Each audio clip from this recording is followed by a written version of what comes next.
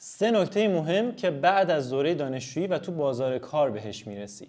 نکته اول، شرکت‌ها دنبال این که تو از چه دانشگاهی مدرک گرفتی یا چه مدرکی داری نیستن. دنبال اینن که در نهایت تو حوزه خودت چی بلدی و چه مهارت‌هایی داری. نکته دوم، مهارت‌های فراتر از رشته خودت حتی تو بازار کار رشته خودت هم میتونه کلی بهت کمک کنه.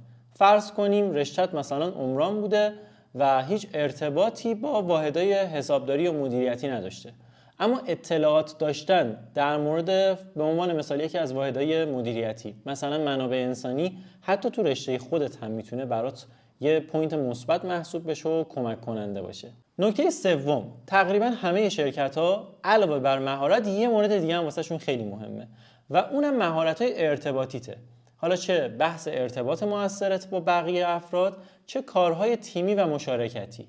یعنی اینکه تو بتونی با تیم خوب کار کنی و مهارت‌های ارتباطی موثرتری داشته باشی، قطعاً توی بازار کاری که میتونی داشته باشی فوق‌العاده تاثیرگذاره. پس دوره دانشجویی صرفاً خودتو درگیر یه سری درس نکن. حواست به این چند تا نکته‌ای که گفتمم باشه.